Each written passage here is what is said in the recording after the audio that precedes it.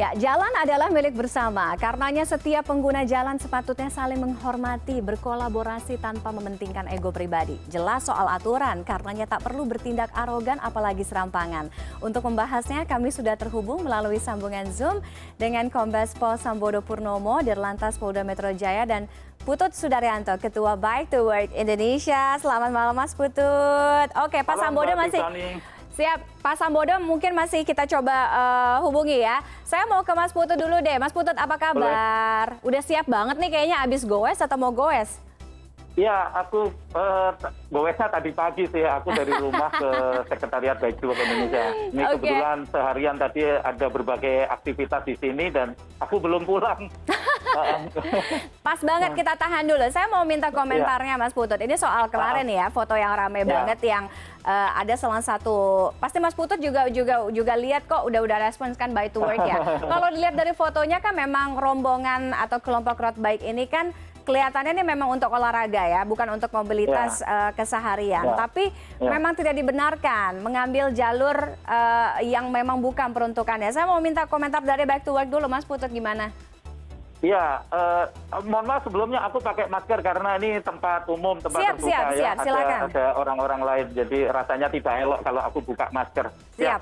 Kalau mendasarkan foto yang beredar, jadi mohon maaf kalau saya selalu patokan saya adalah aturan.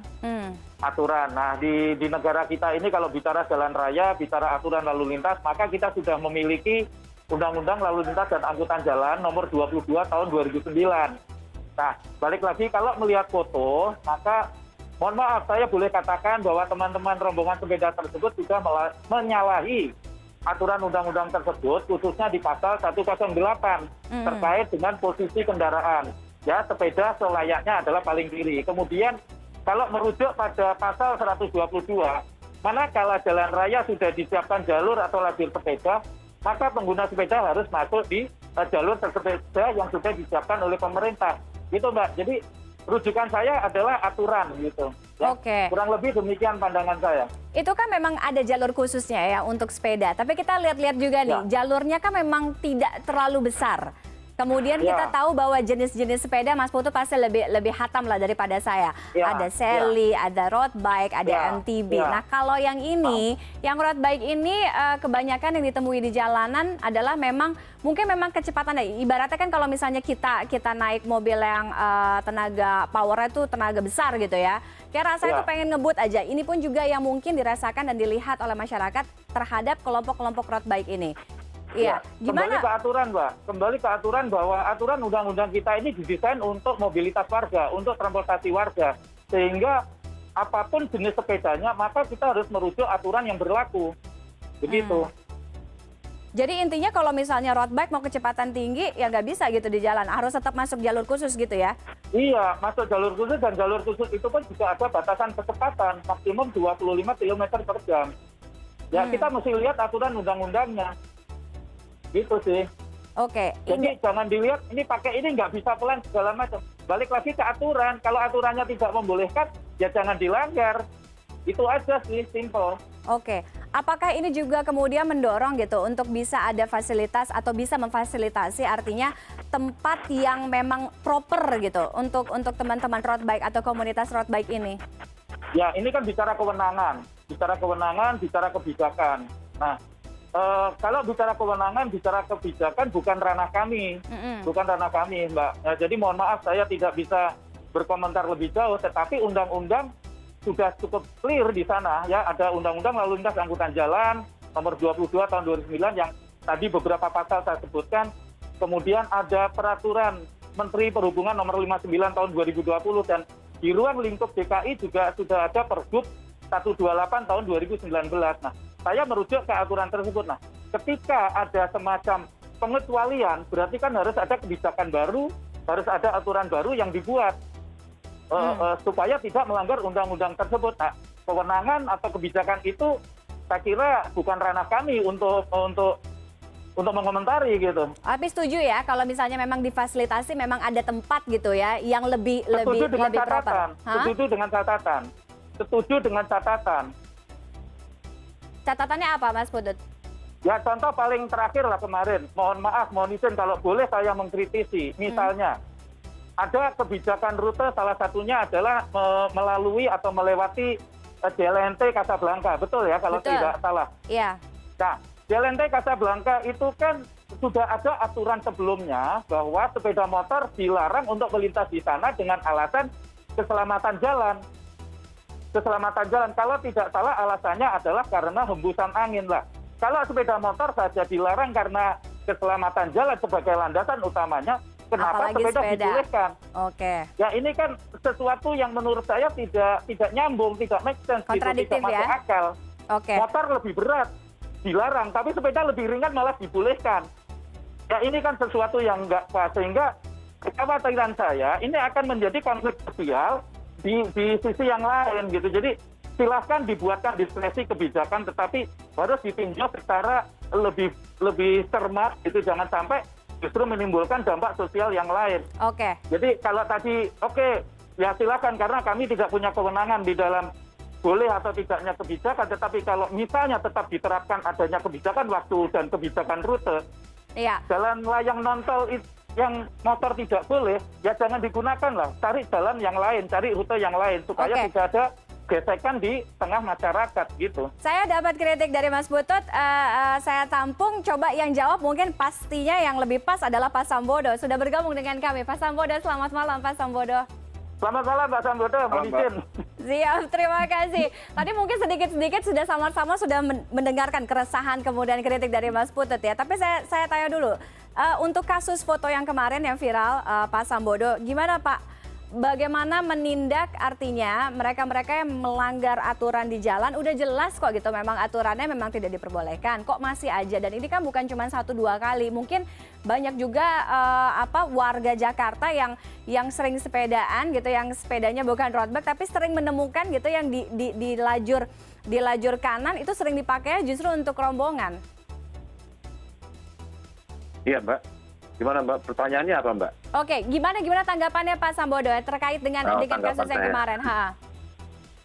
Iya, begini, jalan itu adalah milik semua orang, semua pengguna jalan.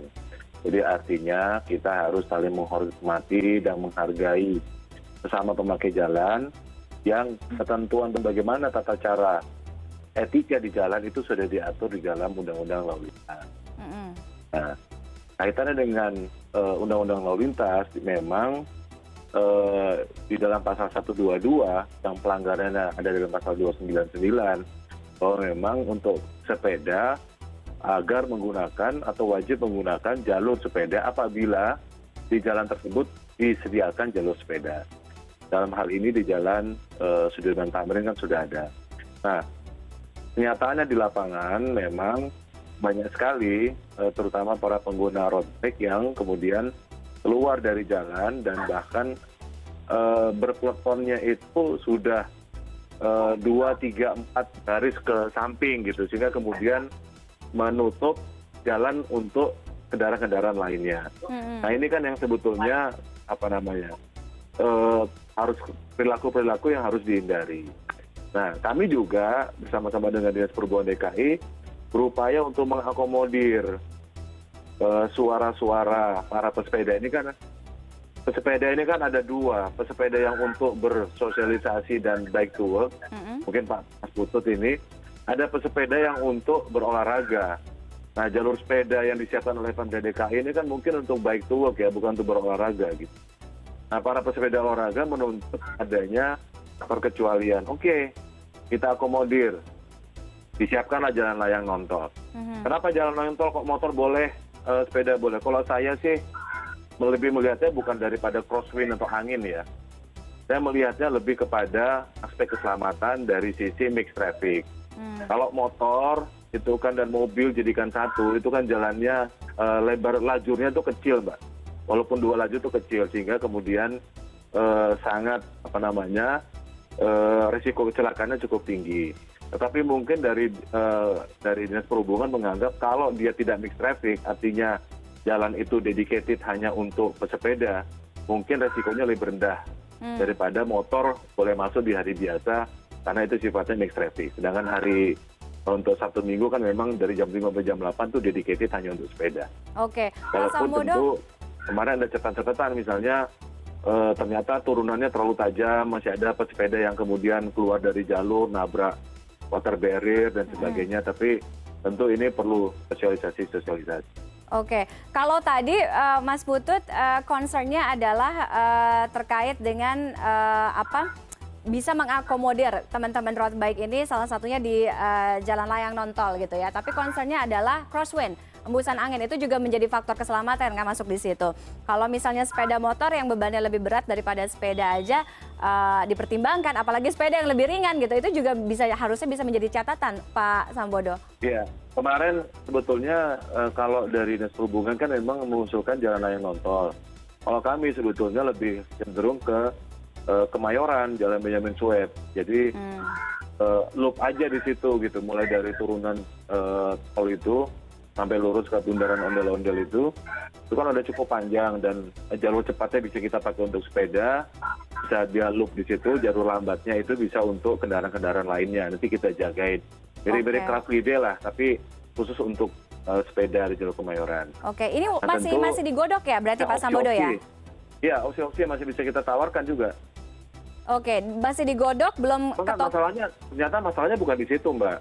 Masalahnya road bikers ini kan juga tidak puas gitu. Betul. Kita juga menuntut setiap hari masih bisa boleh bersepeda. Padahal sudah kita siapkan. Oke, setiap hari mereka untuk sepeda. Akhirnya kemarin sempat dibicarakan juga di rapat. Oke, jam 5 sampai jam 6.30 gitu. Para pesepeda boleh keluar dari jalur tapi tetap di lajur 1. Artinya tidak harus jalur sepeda, kalau mau kecepatan tinggi lajur 1 atau lajur 2 lah gitu. Nah, tapi tidak kemudian memakan semua jalan dan itu hanya sampai 6.30. Kalau artinya nanti aturan ini sudah ketok palu, tidak ada road bike yang boleh melintasi jalur Sudirman Tamrin seperti sekarang. Jadi memang khusus di tempat yang nanti sudah disediakan itu ya? Mulai besok kami pukul 6.30 kita sudah akan rapikan dan sudah siapkan anggota saya. Jam 6.30 nanti ada anggota saya yang akan berpatroli di Jalan Sudirman Tamrin. Dan kalau masih ada sepeda yang keluar dari jalur sepeda akan kita giring masuk ke jalur sepeda. Oke, tidak ada excuse intinya ya. Pak Sambodo, ini soal sanksi juga. Sanksi yang paling efektif untuk diterapkan selama ini. Kalau misalnya untuk tilang kendaraan bermotor, sepeda motor, mobil gitu. Kita tahu lah ya bagaimana prosedurnya. Tapi kan kalau sepeda kan nggak punya STNK. Bahkan pesepeda juga nggak ada SIM-nya gitu. Nanti akan seperti apa? Ini juga harus dibicarakan, Pak. Iya. Minggu depan kami akan melaksanakan rapat dengan CJS, Kriminalisasi Sistem dan Kejaksaan, dengan pengadilan, Dinas Perhubungan, kemudian juga mungkin dengan Bitkumnya Polda, dengan Korlantas, untuk kita sama-sama menentukan bagaimana SOP untuk penindakan terhadap pasal 299 Undang-Undang Lalu Lintas. Karena tentu kalau kendaraan bermotor kan yang sebagai barang buktinya itu bisa kendaraannya, bisa STNK atau SIM. Tetapi kalau kendaraan tidak bermotor, apa yang disita sebagai barang bukti? Apakah sepedanya atau kok KTP-nya si pemakai sepeda dan sebagainya. Nah, tentu ini harus disepakati bersama. Gitu, sehingga nanti ada satu persepsi ketika operasionalisasinya di lapangan. Oke. Tapi dalam waktu dekat kita akan keluarkan keputusan itu karena saya pikir ini sesuatu yang mendesak. Jangan sampai nanti kita berlama-lama, saya khawatir malah nanti sudah mulai timbul friksi terbuka antara pengguna sepeda dengan pengguna kendaraan bermotor lainnya gitu di jalan. Pak Sambodo, yang juga jadi pertanyaan di lini masa adalah masih suka ditemukan di jalan gitu, kalau mungkin weekend gitu ya, Sabtu atau Minggu, sepeda yang dikawal. Kalau sepeda dikawal, saya bisa jamin anggota saya sudah tidak berani ngawal, Mbak. Oke, saya tidak tegas kalau ada anggota saya masih berani ngawal. Jadi tidak ada yang mensahkan bahwa rombongan atau kelompok sepeda itu mendapatkan pengawalan ya? Kecuali untuk event ya. Event olahraga boleh dong, karena kan kita itu bagian dari pelayanan Polri untuk pengamanan. Oke, jadi kalau goes group itu tidak ya? Per orang ya. Oke, Mas Putut. Ya, kalau event olahraga ada kegiatan, kemudian mereka mengajukan secara resmi dengan surat, masih bisa kita layani. Yang tidak boleh itu kalau pengawalan pribadi orang per orang gitu, kemudian karena sebetulnya bukan pengawalannya yang salah, Mbak. Yang dikawalnya yang salah, karena dikawal terus bisa jadi arogan dan sebagainya gitu. Oke. Mas Putut, sebagai goeser nih, sebagai pesepeda, kita tahu sekarang sepeda lagi naik daun banget selama pandemi, ya kan? Tapi goes di jalanan ini juga harus dibarengi menyamakan frekuensi persepsi tentang etika di jalan. Ya kan, ini juga penting. Tapi sekarang itu belum semuanya nampaknya karena masih banyak ditemukan pelanggaran kayak mungkin yang kemarin itu. Bagaimana Mas Putut melihat ini?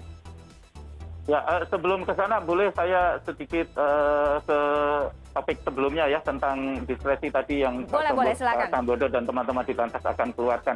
Kalau boleh mengkritisi satu hal lagi Pak Sambodo, mohon izin. Jadi selain JLNT Kasablanca tadi ada satu hal yang saya pikir juga harus dipertimbangkan soal rambu. Rambunya itu kalau tidak salah baca tertulis road bike.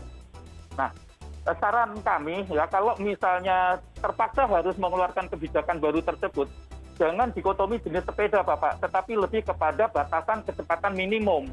Karena apa? Yang mampu melesat dengan kecepatan tinggi itu tidak hanya teman-teman pengguna road bike.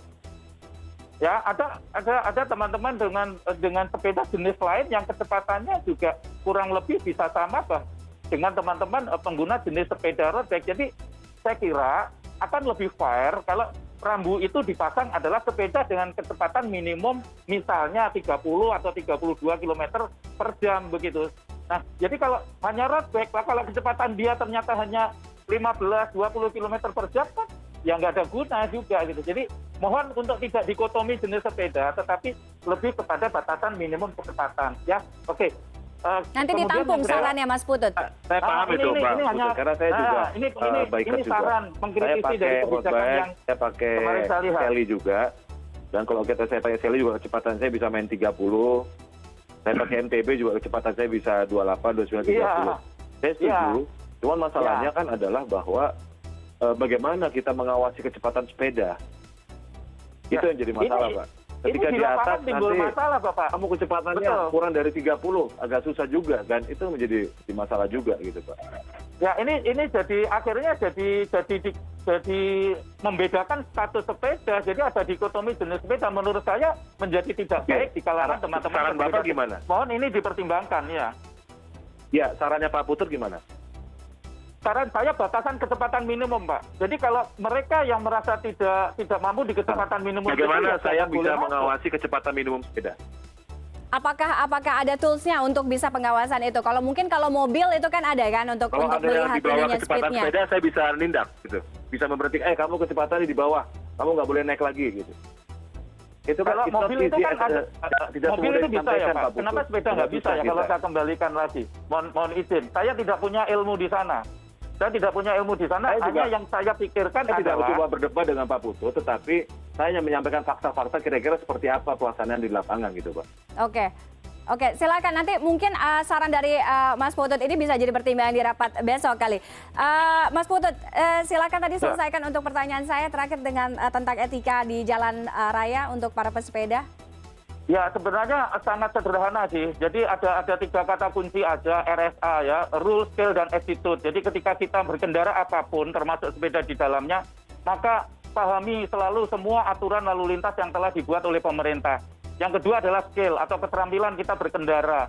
Yang ketiga adalah attitude, perilaku, adab, sopan santun. Karena apa? Bahwa di jalan raya kita tidak sendiri. Ada orang-orang lain yang menggunakan jalan raya tersebut. Maka seyogyanya adalah kita harus memastikan diri kita ketika kita berkendara apapun termasuk sepeda, bahwa jangan sampai cara kita berkendara itu membuat orang lain celaka, dan jangan sampai membuat diri kita celaka karena cara bersepeda kita.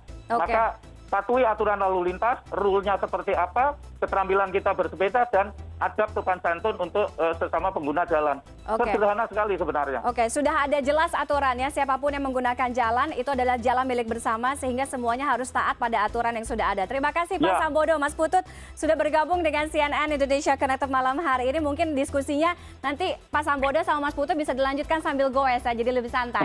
Terima kasih, selamat malam. Terima kasih Pak Sambodo. Terima kasih Mas Putut. Lama-lama kita ngobrol ya Mas Putut ya. Siap.